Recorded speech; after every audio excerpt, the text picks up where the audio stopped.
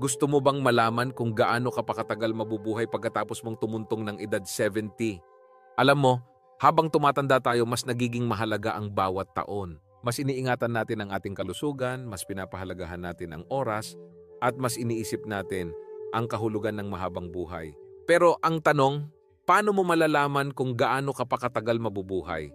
Minsan, hindi mo na kailangan ng doktor, x-ray o mamahaling check-up para makita ang future mo. Minsan, ang sarili mong katawan na ang nagbibigay ng mga senyales. Tahimik lang pero klaro, parang bulong ng kalikasan na nagsasabing, ito ang kalagayan mo ngayon. Sa video na ito, pag-uusapan natin ang 7 senyales na sinusuportahan ng siyensya, mga palatandaan na ayon sa pag-aaral ng mga doktor at researchers ay may koneksyon sa haba ng buhay ng mga taong lampas 70. Ito ay hindi mga haka-haka o pamahiin. Hindi rin ito base lang sa swerte. Ang mga palatandaang ito ay nakabase sa tunay na karanasan ng mga matatandang masigla, matibay at mahaba ang buhay. At higit sa lahat, ito ay mga bagay na maaari mong baguhin, pagbutihin at palakasin. Kaya kung gusto mong malaman kung ano-ano ang mga senyales na dapat mong bantayan at kung paano mo maiaayos ang mga ito habang may oras pa, manatili ka sa video hanggang dulo. Dahil baka isa na sa mga senyales na ito ang tahimik ng kumakatok sa iyo. Handa ka na ba? Tara, simulan na natin. Senyales number 1, bilis ng paglalakad. Simpleng galaw, malalim na ibig sabihin. Akala natin simpleng bagay lang ang paglalakad. Pero alam mo bang ayon sa mga pag-aaral, ang bilis mo sa paglalakad ay isa sa pinakamalalakas na indikasyon kung gaano ka pa katagal mabubuhay? Oo, tama ang narinig mo. Kung gaano ka kabilis maglakad ngayon, kung gaano ka kasuwabe sa bawat hakbang, maaaring sumasalamin yan sa lakas ng katawan mo, tibay ng puso mo at kalusugan ng utak mo. Isipin natin ang dalawang tao, si Mang Joe at si Mang Frank, parehong 75 years old. Si Mang Joe ay araw-araw naglalakad sa umaga. Kahit hindi mabilis, steady ang pace niya. Hindi siya hinihingal kapag paakyat ng hagdan, kaya niyang tumawid ng kalsada ng walang takot at hindi niya kailangan ng alalay. Maliksi ang kilos, tuwid ang katawan, at may kumpiyansa sa bawat hakbang. Samantalang si Mang Frank, dating aktibo rin pero nitong mga huling taon, ay napansin niyang bumagal na siya. Madalas siyang huminto para huminga, madali siyang mapagod, at paminsan-minsan parang nawawala ang balanse niya. May mga pagkakataong kailangan pa niyang hawakan ang pader o tungkod para lang makalakad ng diretso. Ang kaibahan nila, hindi lang edad, hindi lang swerte, kundi ang kalidad ng pagkilos nila araw-araw. Ang mabagal, hirap at hindi balanseng lakad ay hindi simpleng senyales ng pagtanda. Maaari itong palatandaan ng mas malalim na problema tulad ng kahinaan ng kalamnan, mahinang sirkulasyon ng dugo, o nagsisimulang problema sa utak o nerbiyos. Ang mga binti mo ay parang pundasyon ng katawan. Kapag humina ang pundasyon, lahat ng nasa taas ay apektado. At kung pabayaan, posibleng ito ang simula ng tuluyang panghihina ng katawan. Pero ito ang magandang balita, ang bilis ng paglalakad ay pwedeng pagbutihin. Hindi pa huli ang lahat. Kahit simpleng 15 to 30 minutes na paglalakad bawat araw, lalo na sa umaga, ay may malaking epekto sa tibay ng katawan mo.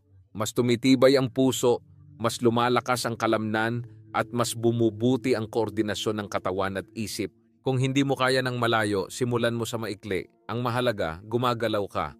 Subukang umakyat ng ilang baitang sa hagdan o lumakad sa loob ng bahay habang nanonood ng TV. Maaari ka ring gumamit ng light dumbbells o mag-practice ng stretching para mas maging matibay ang katawan mo. Kapag napapansin mong bumabagal ka o mas madali kang mapagod sa paglalakad, huwag mo itong baliwalain. Hindi lang ito epekto ng edad, maaaring ito ay babala. Simulan mo ngayon. Isang hakbang araw-araw. Pwedeng magdagdag ng taon sa buhay mo. Tandaan, kung gaano ka kabilis kumilos ngayon, maaaring siyang magtakda kung gaano ka pakatagal makakagalaw sa hinaharap. Senyales number 2, lakas ng kamay. Simpleng kamay, seryosong babala. Alam mo ba na ang simpleng lakas ng pagkakahawak mo sa isang bagay, tulad ng pag-shake hands o pagbukas ng garapon, ay maaaring magsabi ng mas malalim tungkol sa kalusugan mo? Ayon sa mga pag-aaral, ang tinatawag na grip strength o lakas ng hawak ay isa sa pinaka-epektibong panukat ng kabuuang kalagayan ng katawan ng isang taong lagpas 70.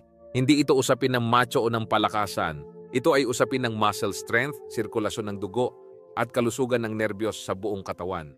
Isipin mo si Tatay Robert at si Tatay Walter, parehong 78 years old. Si Tatay Robert ay kilala sa kanyang matatag na handshake. Kahit matanda na, kaya pa rin niyang buhatin ang mabibigat na grocery bags, buksan ang matitigas na takip ng bote, at mag-screw ng gamit-gamit lang ang kamay.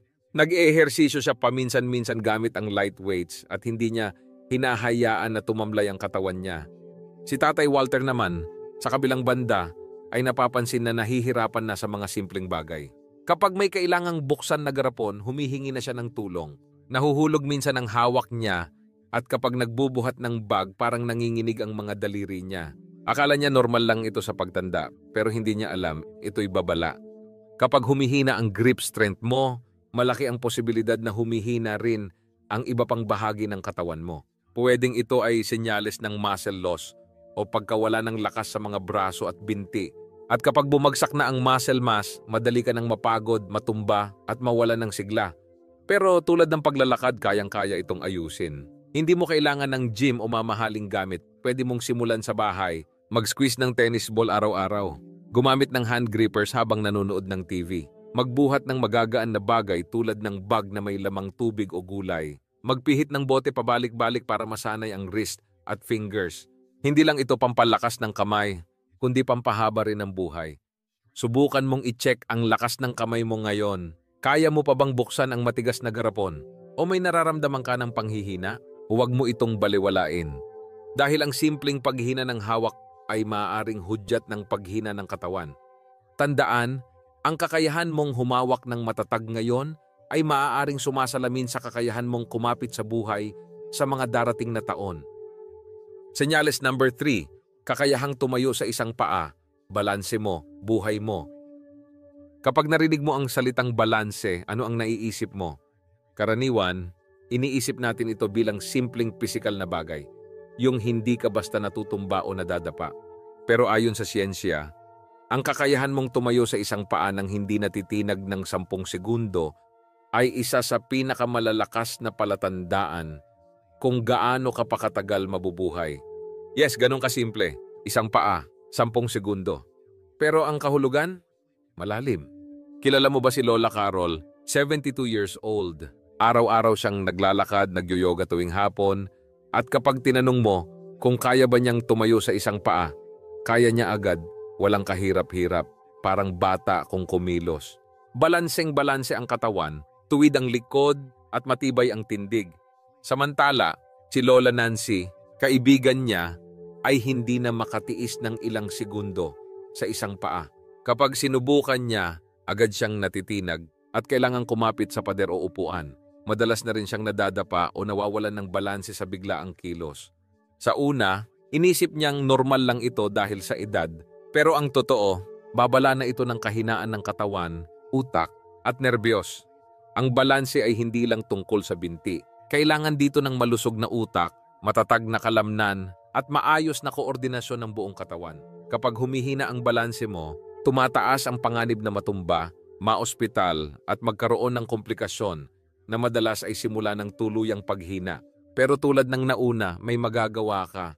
Subukan mo itong ngayon, tumayo ka, hawakan ang bewang mo, at iangat ang isang paa.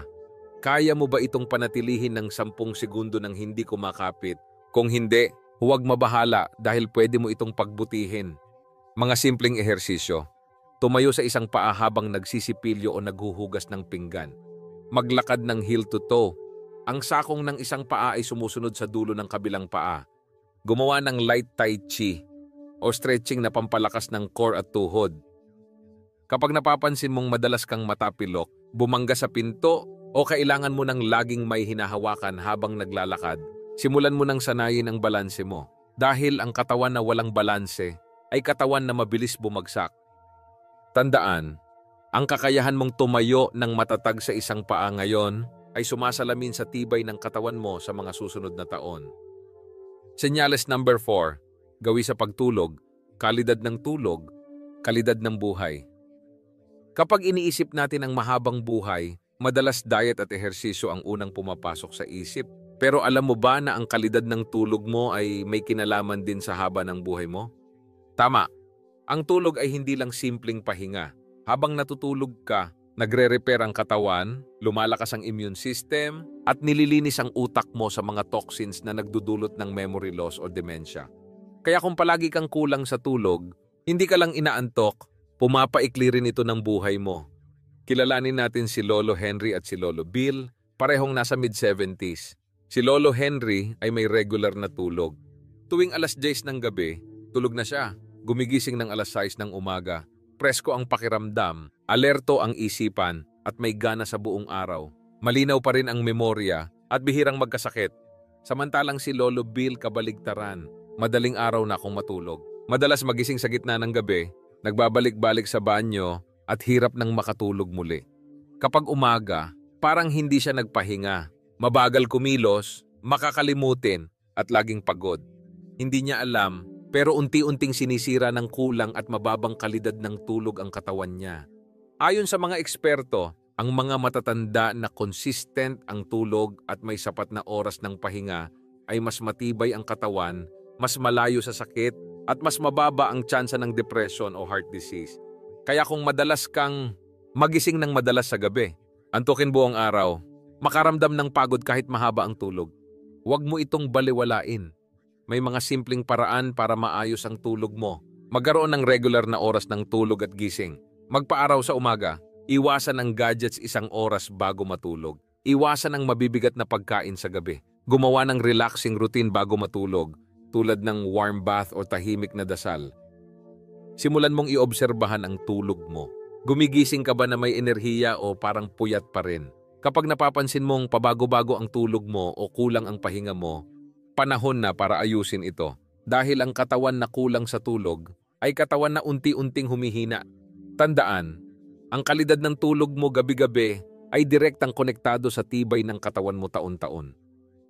Senyales number 5, gana sa pagkain. Kung paano ka kumakain, ganun ka rin katibay. Kapag tumatanda tayo, nagbabago ang panlasa, ang metabolismo at minsan pati ang gana sa pagkain. Pero alam mo ba na ang paraan ng pagkain mo sa edad na 70 pataas ay isa sa pinakamalinaw na palatandaan kung gaano ka pa katagal mabubuhay? Ang katawan natin ay parang sasakyan. Kapag hindi mo pinapakain ng tamang gasolina, humihina, bumabagal at mas madaling masira. Ganon din ang katawan ng tao. Kapag kulang sa sustansya, unti-unting bumibigay. Isipin natin sina Aling Margaret at Aling Susan, parehong 74 years old. Si Aling Margaret ay may maayos na gana. Kahit simpleng luto lang, sabaw, gulay at konting isda, masaya na siya. Marunong siyang maghanda ng balanced meals. May protina, may prutas at maraming tubig. Hindi siya lumalaktaw ng pagkain at kitang-kita sa kilos niya na malakas pa ang katawan. Samantalang si Aling Susan kabaligtaran. Lately napapansin niyang wala na siyang gana. Parang laging busog kahit wala pang kinakain. Madalas ay processed food na lang ang kinakain niya, tulad ng instant noodles o delata. Nababawasan ang timbang niya at mas madali siyang mapagod. Hindi niya alam pero ang pagbabago sa kanyang gana ay senyales ng paghina ng kalusugan.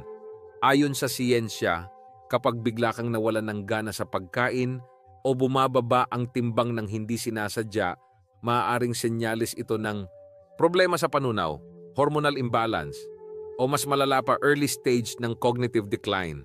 Kapag hindi sapat ang kinakain mo, unti-unting nawawala ang muscle mass mo, nagiging mas mahina ang katawan, mas madalas magkasakit at mas mataas ang tsansang matumba o maospital. Pero huwag mag-alala, may solusyon ito. Tips para mapanatili ang malusog na gana. Kumain ng maliit pero madalas 5 to 6 meals snacks per day. Piliin ang whole foods, gulay, prutas, itlog, isda, mani. Uminom ng sapat na tubig. Iwasan ang labis na matatamis at mamantikang pagkain. Magluto ng pagkaing masarap sa panlasa mo pero masustansya rin. Kapag napansin mong bumababa ang timbang mo, lumiliit ang bahagi ng kinokonsumo mo, o nawawalan ka ng gana sa pagkain, huwag mo itong palampasin. Dahil minsan ang gutom ng katawan ay sigaw ng katawan na may kailangan kang baguhin. Tandaan, ang paraan mo ng pagkain araw-araw ay sumasalamin sa kalusugan mo taon-taon. Kung gusto mong humaba ang buhay mo, unahin mong pakainin ng tama ang katawan mo. Senyales number 6. Kakayahang humawak sa stress.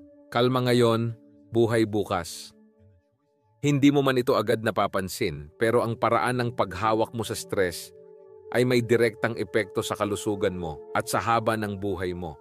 Kapag lampas ka na sa 70, mas mahalaga na ang bawat araw ay payapa, hindi lang sa katawan kundi pati sa isip.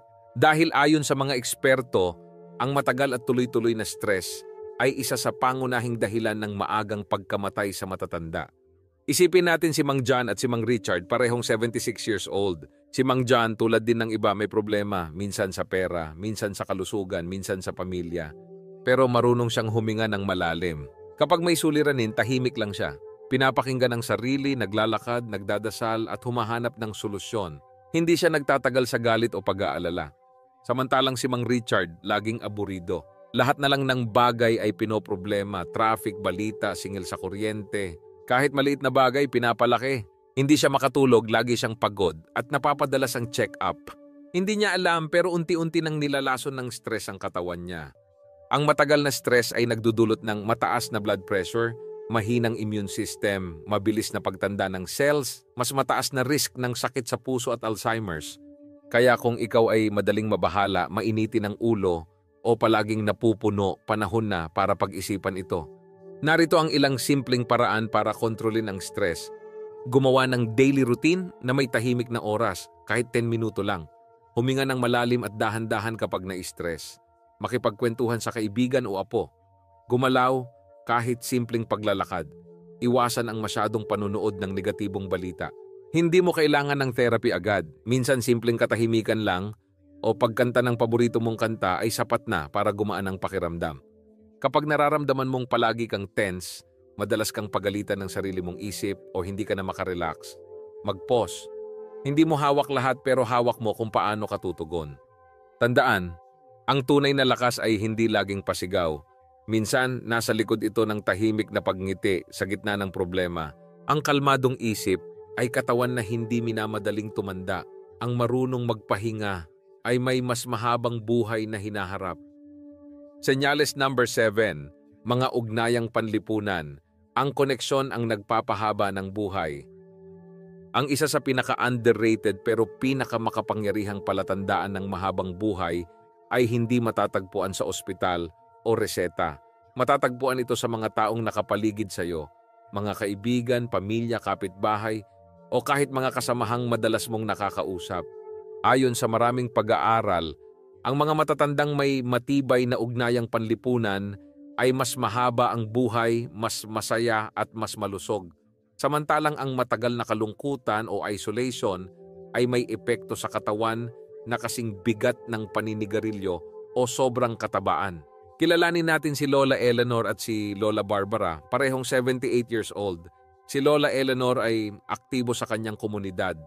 Kasama siya sa isang book club tuwing Biyernes, tumatawag sa mga anak at apo halos araw-araw at may mga kaibigang regular niyang kinakamusta. Kapag may problema, may taong handang makinig. Kapag may saya, may kasama siyang tumawa. Samantalang si Lola Barbara naninirahan mag-isa. Bihira siyang lumabas, hindi na rin aktibo sa dating grupo na sinasalihan niya. Kahit may pamilya, bihira siyang makipag-usap o tumawag. Habang lumilipas ang mga buwan, pakiramdam niya ay unti-unting siyang nawawala, wala ng gana, wala ng sigla. Ang hindi alam ni Lola Barbara, ang kalungkutan ay hindi lang emosyon. Isa itong banta sa kalusugan. Ayon sa science, ang mga taong socially isolated ay mas mataas ang risk ng heart disease, mas madaling kapitan ng depression, mas mabilis makaranas ng memory loss o dementia, mas mataas ang chance na mamatay ng mas maaga. Pero ang maganda rito, may solusyon. Hindi mo kailangang laging may kasama sa bahay. Minsan sapat na ang simpleng kamusta sa text, isang tawag sa matagal ng kaibigan o pagsali sa isang simpleng grupo sa barangay. Ang mahalaga, may koneksyon ka. Mga pwedeng gawin, tumawag sa isang kaibigan linggo-linggo, sumali sa simbahan o community activity, makipagkwentuhan sa mga apo o kapitbahay, kumustahin ang dating kaibigan sa Facebook or Messenger. Kapag napapansin mong mas madalas ka nang mag-isa o nawawala ka na sa mga dating connection mo, huwag mo itong hayaan. Dahil ang taong masaya sa ugnayan ay mas malakas ang katawan at mas mahaba ang buhay.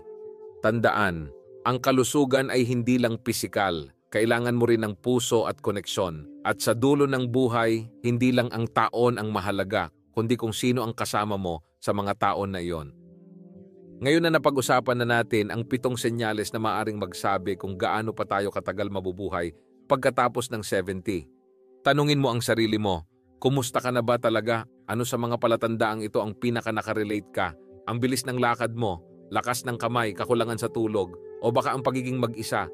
Ang totoo, hindi mo kailangang hintayin ang doktor para sabihing may kailangan ka ng baguhin. Minsan, katawan mo na mismo ang nagbibigay ng mensahe. At kapag natutong makinig sa mga tahimik na senyales na ito, doon mo lang tunay na maiintindihan kung nasaan ka na at kung anong dapat mong gawin. Kaya ngayon pa lang, gawin mo na yung kayang gawin. Simulan mo ang simpleng hakbang patungo sa mas maayos na kalusugan. Konting lakad, tamang tulog, masustansyang pagkain, kaunting kwentuhan, at kapirasong katahimikan sa gitna ng magulong mundo. Dahil ang habang buhay ay hindi lang nasusukat sa dami ng taon, kundi sa kalidad ng bawat araw na isinasabuhay mo.